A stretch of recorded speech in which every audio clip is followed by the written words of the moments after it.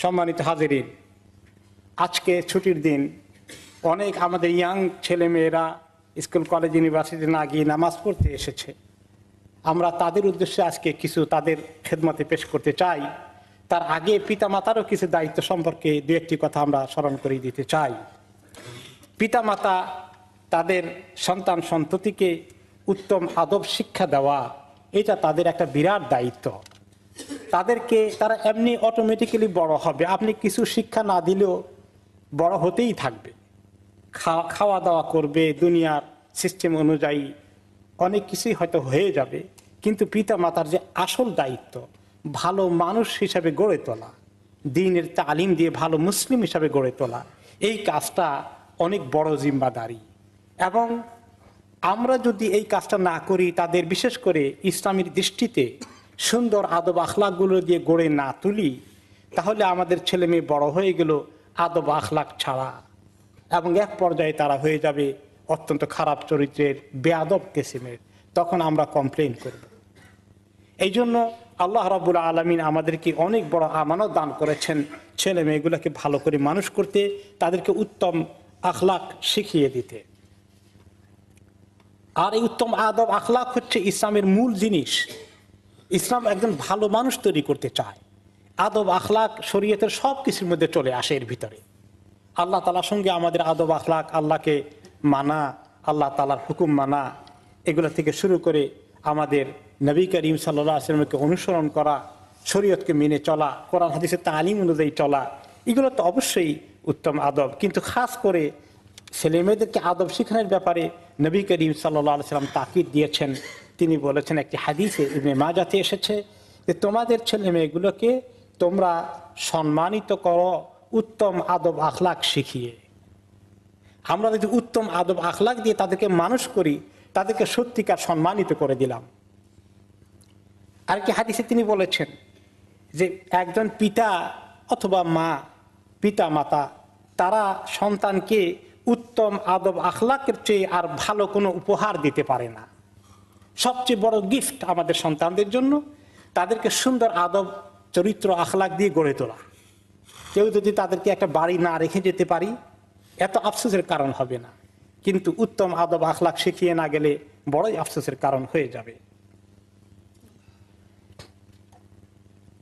আমাদেরকে আল্লাহ তাআলার সঙ্গে, এখন আমরা আসি আমাদের ছেলে মেয়েদের জন্য, ইয়াংদের জন্যে, যে আল্লাহ তাআলার সঙ্গে আমাদের সবচেয়ে বড় আদব হচ্ছে যে আল্লাহ তাআলা যে হুকুমগুলো দিয়েছেন সেগুলোকে মানা, যেগুলো থেকে নিষেধ করেছেন সেগুলো থেকে গুনার কাছে দূরে থাকা।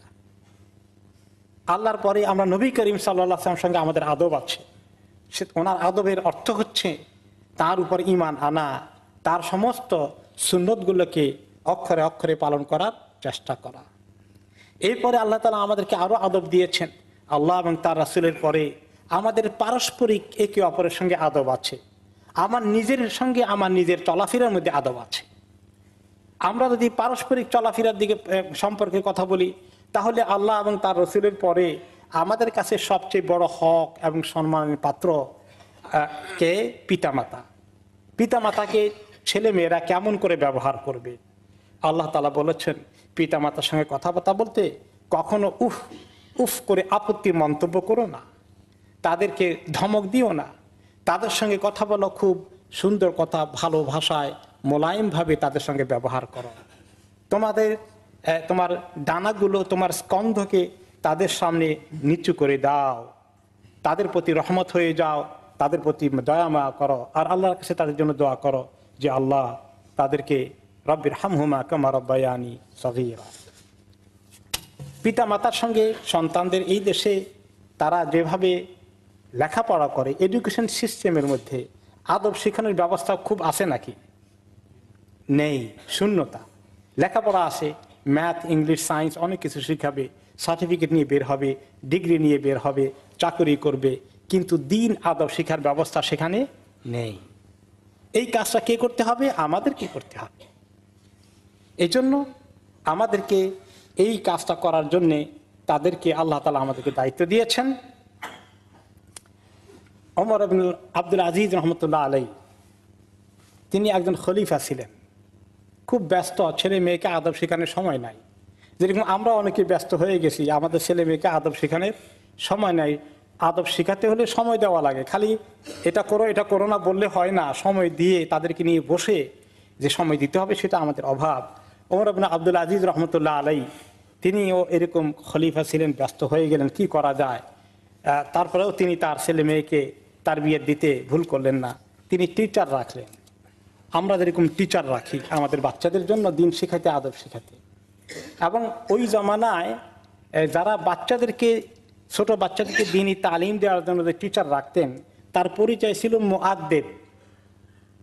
মুআদ্দেব মানে আদব শিক্ষাদানকারী, আর মুআল্লিম মানে শিক্ষক। মুদাররিস অর্থ শিক্ষক। তারা বাচ্চার টিচারকে তখন টাইটেল ছিল মুআদ্দেব, যে আদব শিখাবে। তাহলে টিচারের প্রথম কাজ হচ্ছে শুধু আলিফ বা তা সা কোরআন তালিম শেখানো নয়, একটা বাচ্চাকে আদব শেখানো তার বড় কাজ। তিনি ওমর ইবনে আব্দুল আজিজ তার বাচ্চার শিক্ষককে চিঠি লিখে পাঠালেন যে দেখো, তুমি তো আমার বাচ্চাকে তালিম দেবে, আদব শিখাবে, আমি তোমাকে রিকোয়েস্ট করতে চাই, সর্বপ্রথম তার মন থেকে তুমি গান বাজনা খেলাধুলার আকর্ষণ কমিয়ে দিবা। বিশেষ করে গান বাজনা যেগুলো হারাম, এগুলোর ব্যাপারে ঘৃণা পয়দা করবা, কারণ এগুলো শয়তান থেকে আসে, এগুলোর কারণে আল্লাহ রাব্বুল আলামিন অসন্তুষ্ট হয়ে যায়। এবং তিনি আরো বলেছেন যে আমার কাছে সঠিক সূত্রে আল্লাহ নবী সাল্লাল্লাহু আলাইহি ওয়াসাল্লাম থেকে খবর এসেছে যে যেভাবে গান বাজনা আমোদ ফুর্তির জিনিসগুলো ছেলে মেয়েদের মনে এটা এমনভাবে নেফাক তৈরি করে দেয়, মনের মধ্যে মুনাফিকি তৈরি করে দেয়, যেভাবে পানি পাওয়া গেলে গাছপালা ঘাস জেগে উঠে, এইরকম অন্তরের মধ্যে নেফাক পয়দা হয়ে যায় গান বাজনা আর আনন্দ ফুর্তির দিকে বেশি মনোযোগ দিলে। তাহলে আমরা দেখলাম যে বাচ্চাদেরকে তালিম দেওয়ার ক্ষেত্রে কিভাবে কোন জিনিসটাকে বেশি গুরুত্ব দিতে হবে। তো আমরা বাচ্চাদের দিকে আসি যে তারা পিতা মাতার সঙ্গে এরকম ব্যবহার করবে, পিতা মাতাকে তারা সম্মান করবে, পিতা মাতাকে তারা কখনোই খারাপ ব্যবহার করবে না। এটা যদি না শিখাই আমরা, তাহলে কিন্তু বাচ্চারা খারাপ ব্যবহার করলে তখন অভিযোগ করে কোনো লাভ হবে না। ওমর ইবনে খাত্তাব রাদিয়াল্লাহু আনহুর কাছে একজন কমপ্লেন করলেন, ইয়া রাসূলুল্লাহ, ছেলেটা আমার কথা শুনে না, একদম উল্টাপাল্টা করে। তিনি ছেলেকে বকাবকি করলেন, পরে ছেলেটি মেনে নিলেন আর বললেন, খলিফা আমার একটু কথা আছে। শুধু কি ছেলে মেয়ের দায়িত্ব পিতা মাতার প্রতি, আর পিতা মাতার কোনো দায়িত্ব নাই? হ্যাঁ, পিতা মাতার অবশ্যই দায়িত্ব আছে। কি কি দায়িত্ব আছে? তিনি কয়েকটি দায়িত্বের মধ্যে একটা গুরুত্বপূর্ণ দায়িত্ব বললেন, যে ছোট বয়সে তাদেরকে দ্বীনের তালিম দেওয়া। তিনি বললেন পিতাকে, তুমি কি তাকে দ্বীনের তালিম দিয়েছ? পিতা বললেন যে না, তা দেওয়ার সুযোগ হয়নি। তিনি বললেন তুমি তার হক নষ্ট করেছ, এখন তোমার হক নষ্ট হয়েছে, এই জন্য কমপ্লেন করতে এসেছ। পিতা মাতাকে সম্মান করা। আবু হুরায়রা রাদিয়াল্লাহু আনহু দুইজনকে দেখলেন একসঙ্গে হাঁটছে, একজন একটু জওয়ান, একজন একটু বয়স্ক। জওয়ানটাকে জিজ্ঞাসা করলেন, বয়স্ক লোকটা তোমার কি হয়? তিনি বললেন, তিনি আমার পিতা। তখন তিনি এই জওয়ান লোকটাকে, যুবককে বললেন, তাকে নাম ধরে কোনোদিন ডেকো না, তোমার বাবাকে খবরদার নাম ধরে ডাকবা না, আর তার আগে তুমি হাঁটবা না, তিনি তোমার আগে হাঁটবেন, তুমি পেছনে হাঁটবা, আর কখনো তার আগে তুমি চেয়ারে বসবা না, তিনি আগে বসবেন, তারপরে তুমি বসবা। এভাবে আদব শিখিয়ে দিল। এই দেশের স্কুলে এগুলো শিখায় মনে হয় না। এরকম ভাবে শিক্ষকদেরকেও, মুরব্বীদেরকেও সম্মান করা, শুধু পিতামাতাকে নয়, এটার তালিমও আমাদের ছেলেমেয়েরা অনেক সময় পায় না। একটি হাদিসে রাসূলুল্লাহ সাল্লাল্লাহু আলাইহি ওয়াসাল্লাম ইরশাদ করেছেন যে যে ব্যক্তি আমাদের ছোটদেরকে মায়া মমতা করে না, বড়দেরকে সম্মান করে না, সে আমার উম্মতের অন্তর্ভুক্ত নয়। আমরাও ছোটদেরকে আদর করব, ছোটরাও বড়দেরকে সম্মান করবে, এটাই হলো ইসলাম। এরপরে আরেকটি হাদিসে এসেছে আলিমদেরকে সম্মান করে না। এখানে আমরা আলিমদের জায়গায় শিক্ষকদেরকেও আনতে পারি, শিক্ষকদেরকেও সম্মান করা। এদেশে তো স্কুলে শিক্ষকদেরকে নাম ধরে ডাকার রেওয়াজ আছে, এতে করে আদবের কমতি তাদের অনেক ক্ষেত্রেই হয়ে যায়। এরপরে আমরা দেখি যে আমি ইয়াং ছেলেপেলেদেরকে বলতে চাই যে সব কিছুর মধ্যে অনেকগুলো সুন্দর সুন্দর আদব আছে, এগুলো আমরা নিজেদের জীবনে রপ্ত করতে হয়। প্রত্যেকটি কাজে, খাওয়া, পান করা, কাপড় চোপড় পরা, হাঁটা, ঘরে ঢুকা, ঘর থেকে বাইর হওয়া, বাথরুমে যাওয়া, এরপরে সেখান থেকে বের হয়ে আসা, ডান পা আগে না বাম পা আগে, মসজিদে ঢুকলে কোনটা আগে, এগুলো সব অক্ষরে অক্ষরে পালন করতে হবে। অনেক ছেলে পেলে ডান হাতে খায় না, বাম হাতে খায়, বাম হাতে চা খায়, পানি খায়, ড্রিঙ্ক খায়। এই ব্যাপারে হাদিসে কি এসেছে? খাওয়ার আগে বিসমিল্লাহ পড়ে না। নবী করিম সাল্লাল্লাহু আলাইহি ওয়াসাল্লাম বললেন যে তুমি বিসমিল্লাহ পড়ে খাও, ডান হাতে খাও, আর তোমার সামনের অংশ থেকে খাও, দূরে হাতাহাতি করো না।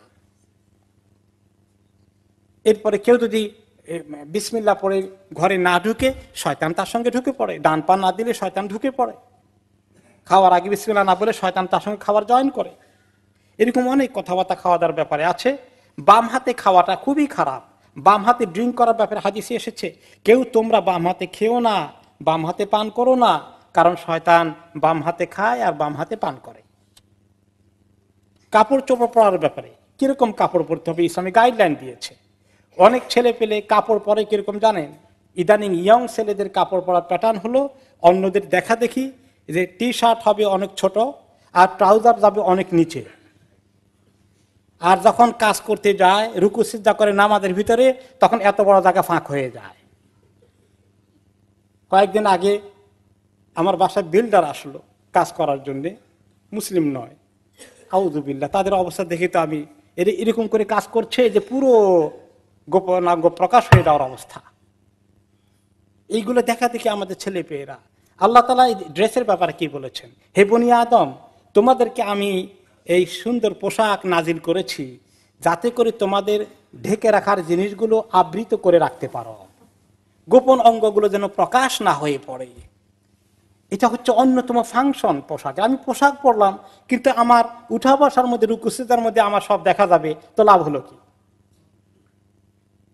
অনেক ইয়ং ছেলে পেলেরা এখন এরকম পোশাক পরে। চুল কাটার মধ্যে ইয়ং ছেলে মেয়েরা আল্লাহ নবীর আদব রক্ষা করে না। তিনি বলেছেন, আল্লাহ তাআলা আমাকে নিষেধ করেছেন কাজা করে চুল কাটতে। কাজা হলো চুলের মাথার কিছু অংশ চুল বড় করে রেখে দেওয়া, বাকি অংশ শেভ করা।